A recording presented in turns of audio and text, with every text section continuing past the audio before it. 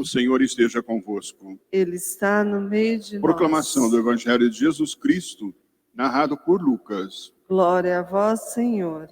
Naquele tempo, Jesus, cheio do Espírito Santo, voltou do Jordão. E no deserto, ele era guiado pelo Espírito. Ali foi tentado pelo diabo durante 40 dias. Não comeu nada naqueles dias, e depois disso sentiu fome. O diabo disse então a Jesus: se és filho de Deus, manda que esta pedra se mude em pão. Jesus respondeu: a Escritura diz, não só de pão vive o homem. O diabo levou Jesus para o alto, mostrou-lhe por um instante todos os reinos do mundo e lhe disse: eu te darei todo este poder e toda esta glória, porque tudo isso foi entregue a mim, e posso dá-lo a quem eu quiser. Portanto, se te prostrares diante de mim em adoração, tudo isso será teu. Jesus respondeu: a Escritura diz, adorarás o Senhor teu Deus, e só a Ele servirás. Depois o diabo levou Jesus a Jerusalém, colocou-o sobre a parte mais alta do templo e lhe disse: se és filho de Deus, atira-te daqui abaixo, porque a Escritura diz, Deus ordenará aos seus anjos e a teu respeito que te guardem com cuidado, e mais ainda, eles te levarão nas mãos, para que não tropeces em alguma pedra. Jesus, porém, respondeu: a Escritura diz, não tentarás o Senhor teu Deus. Terminada toda a tentação, o diabo afastou-se de Jesus para retornar no tempo oportuno. Palavra da salvação. Glória a vós, Senhor. Queridos irmãos, queridas irmãs, no primeiro domingo da Quaresma, caminhada para a Páscoa, no deserto, Jesus é guiado pelo Espírito. Vocês lembram que em todos os primeiros domingos do ano A, B, C, o ano litúrgico, a liturgia sempre apresenta o relato das tentações de Jesus no deserto, nos 3 anos. E aí, então, nós fazemos uma primeira pergunta. O que representa o deserto? Nós conhecemos o deserto como um espaço físico, mas aqui também ele tem um outro sentido. Eu diria que o deserto é um lugar pedagógico, um lugar, um espaço, não estou dizendo do espaço físico, da areia, dos desertos que nós não temos no Brasil, mas como um espaço de educação, de fé. Um espaço aonde de silêncio, um espaço de recolhimento. Isso é o deserto. Alguns dizem, quando nós fazemos um retiro, nós estamos no deserto. Isto é, o nosso olhar interior para dentro de nós mesmos. E é muito importante nós olharmos um pouquinho também a palavra de Deus, não é? Na primeira leitura de hoje, o povo de Israel aprendeu a descobrir Deus pela experiência do deserto. Após a saída, a libertação da escravidão do Egito, ele caminhou pelo deserto. E lá ele fez uma experiência de confiança de Deus. Os profetas, quando a gente lê os profetas na Bíblia, eles mostram o deserto como um lugar onde Deus manifesta suas obras maravilhosas. E veja uma coisa importante. Ainda estou falando de um deserto físico. Nós não temos essa experiência, como eu já disse, não é? Mas o deserto exigia construir um caminho. Não tinha lá esses instrumentos técnicos que nós temos hoje. Ir pelo deserto significa construir o caminho. Era preciso discutir a rota. Era preciso planejar, muitas vezes rezar, lutar, sonhar para fortalecer a caminhada. Por isso nós podemos dizer então, agora caminhando por uma dimensão mais teológico-existencial, né? Que o deserto é o lugar da aliança. Deserto é o lugar da aliança. É a escola, o espaço como se fosse uma escola da intimidade com Deus. Onde nós somos convidados, onde se possibilita esta vida de intimidade com Deus. É o lugar de experiência de Deus, mais do que o lugar geográfico. E é por aqui que nós vamos caminhar, então, na nossa reflexão de hoje. Todos os personagens bíblicos, os santos, passaram também pela experiência do deserto. O que é essa experiência do deserto? Eu vou reforçar o que eu já disse. Primeiro, é olhar com atenção o nosso mundo interior. É olhar para dentro de nós mesmos. Essa é a primeira experiência do deserto. A primeira experiência do deserto é a gente refletir. O que é reflexão? Reflexão. Olha a palavrinha. Reflexão. Flexão é movimento. E marcha ré do carro, é volta. Então, reflexão significa movimento de volta sobre nós mesmos. Olhar o nosso interior. Olhar o nosso mundo inteiro, nosso mundo misterioso. Eu gosto muito de uma palavra que não se usa mais, para dizer o que significa olhar nosso mundo interior, esse deserto interior que nós somos. É vasculhar. Vasculhar. O que é vasculhar? É mexer. É não ter medo de colocar o dedo aonde tem ferida, para que ela tenha saúde, né? Sare. Então, a reflexão é vasculhar, é mexer, né? Os orientais dizem, refletir dói, mas é a única coisa que nos resta. Refletir dói. Fazer reflexão não é fácil. Olhar nosso interior não é fácil. Dói. Doído às vezes, você se encontrar com você mesmo, mas é a única coisa que nos resta para criar justamente identidade, para buscar aquilo que nós somos, para confrontar a nossa vida. 2, segundo ponto de estar no deserto, é fazer essa experiência de intimidade com o Senhor. Lá a gente descobre Deus. E sabe o que significa descobrir Deus? Ele nos mostra a nossa missão. Lembra que nós já falamos aqui? Eu sou missão. Missão. Você, esposo, esposa, filho, filha, jovem, adulto, vô, vó, né? Você é missão.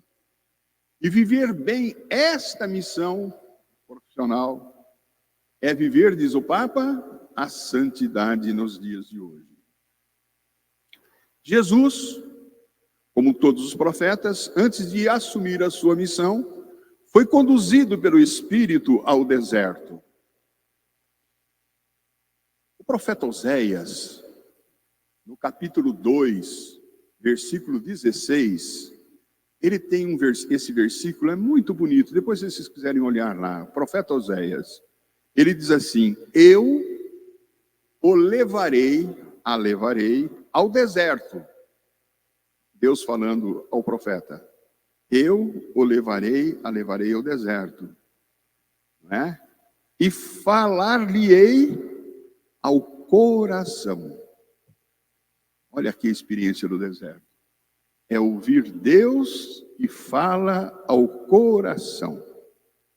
Então agora nós entendemos as tentações que o Evangelho hoje nos mostra. O que são as tentações? Não vamos olhá-las sobre o prisma da moral. Eu queria que nós olhássemos as tentações sobre o prisma do discernimento. Sabe o que é discernimento? Nós todos somos tentados, como Jesus foi tentado. A experiência de Jesus, meu querido irmão, querida irmã, é maravilhosa. Ele é igual em tudo a nós, menos no pecado, mas ele passou por o que nós passamos. Ele foi tentado, humanamente falando. Messias, ele sabia, no batismo, o que nós ouvimos falar? A voz de Deus. Este é o meu filho amado, escutai-o, não foi isso? Ele é o Messias. Pedro já tinha manifestado, tu és o Messias, o Filho de Deus. Então, Jesus sabia muito bem que ele era o Messias, mas por outro lado, ele trazia o quê? As mazelas da humanidade. Percebe isso? Até pela morte ele passou. Como Deus, ele podia se livrar da morte. Mas até pela morte ele passou para nos dar um exemplo, para nos mostrar o caminho dele, a vida dele. Portanto, as tentações de Jesus é olhá-las sobre o prisma humano. Jesus foi tentado, sim. As tentações de Jesus aparecem como mediação entre seu pensar humano e o conduzir pela vontade do Pai. Imagine vocês ele sendo tentado. Por isso que eu disse discernimento. Ele sabia qual era a missão do Pai. Ele é o Messias. De outro lado, ele sofre as intervenções humanas, da tentação humana. Então é discernimento para ele dizer, por onde eu vou? Eu vou nas tentações, nas benesses humanas que os homens me oferecem, ou eu vou ficar fiel à missão do Pai? É isso que ele mostra. E aí nós vamos então ver as tentações. Jesus recusa o caminho de transformar as pedras em pães. Não só de pão vive o homem. Isso significa que muitos de nós, muitas vezes, paramos no material, nos preocupamos com o material. Tudo isso é perfeitamente válido, não é?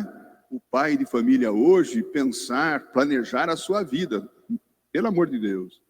Mas tornar isto Deus absoluto, é isto que se questiona nessa tentação, não é? Buscar, muitas vezes, as preocupações do ter, materiais, e perder a sensibilidade do humano, do espiritual.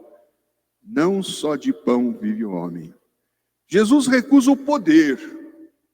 Eu te darei todo esse poder e riqueza se te ajoelhares diante de mim e me adorares. Diabo tentou Jesus aí na linha do poder. Eu te dou tudo isso aqui, é meu.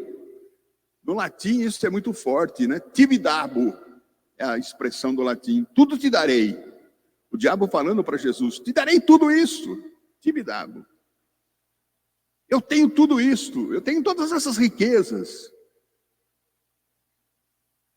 E Jesus vai dizer que não tentes o Senhor, só Deus, né? Jesus recusa, só servirás o Senhor teu Deus, só adorarás o Senhor teu Deus. Jesus recusa colocar a confiança nos homens, mas só em Deus. Joga daqui para baixo. Terceira tentação, não tentarás o Senhor teu Deus. Vocês perceberam uma coisa bonita? O diabo tenta, e Jesus responde sempre com as Escrituras. Jesus respondeu às tentações com a palavra de Deus. Vocês perceberam? para justamente ter esse discernimento. Eu não estou aqui para fazer a vontade dos homens. Eu vim aqui para fazer a vontade do meu Pai. Mas ele foi tentado. E assim também somos nós. Também somos tentados no nosso dia a dia. E a pergunta que fica, nós vamos seguir como filhos queridos do Pai ou contrário àquilo que Deus pede de nós? O mundo hoje ouve a voz de Deus, o plano de Deus, o projeto do reino de Deus, ou segue o reino dos homens? Está aí a resposta diante dos nossos olhos. E veja que interessante, o diabo afastou-se de Jesus até outra ocasião. Ele perdeu todas as tentações, mas ele estava atento. Ele voltou depois para tentar Jesus. Foi lá com Judas. E Judas vendeu Jesus. E outras coisinhas mais, né? Então, meu irmão querido, tudo isso quer dizer o que para nós? Que a liturgia da Quaresma nos faz um convite. Qual é o convite da liturgia da Quaresma? Primeiro, olhar para dentro de nós mesmos. Olhar para dentro de nós mesmos e lá nós vamos encontrar o nosso discernimento. Lá nós temos as nossas tentações. Quais são as tentações que a gente resume? Vocês já conhecem.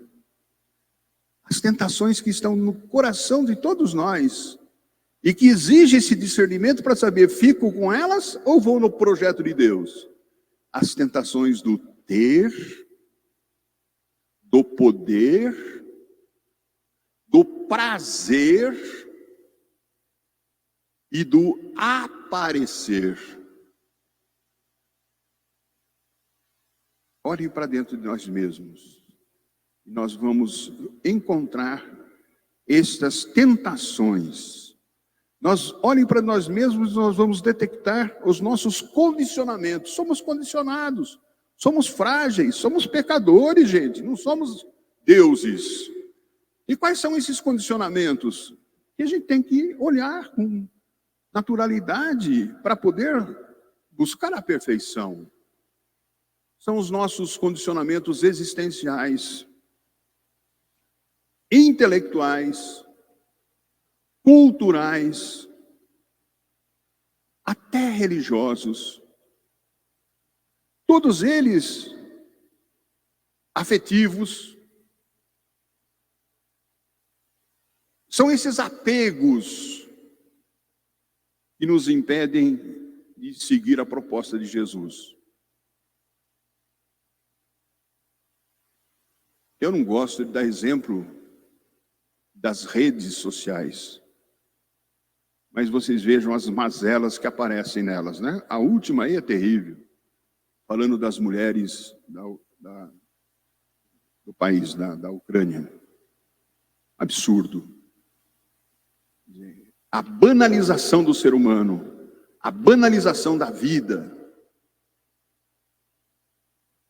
Sair dos nossos apegos, dos nossos deusinhos, que nos impedem de viver o Deus de Jesus Cristo.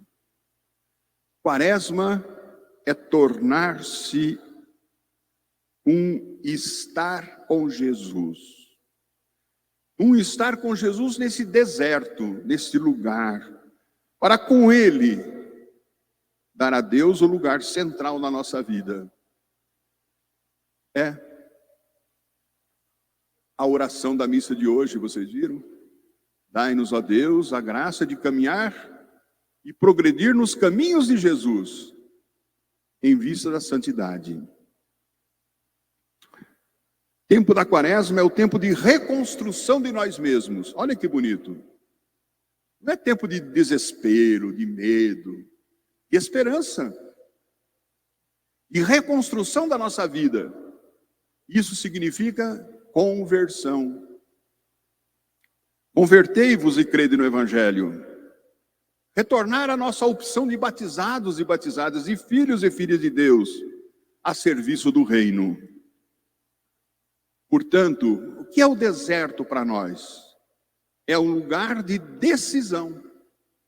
Esse espaço na nossa vida, onde nós fundamentamos os nossos valores, onde a gente se compromete, tem um compromisso consciente e constrói a nossa identidade como gente, como pessoa, como missionário.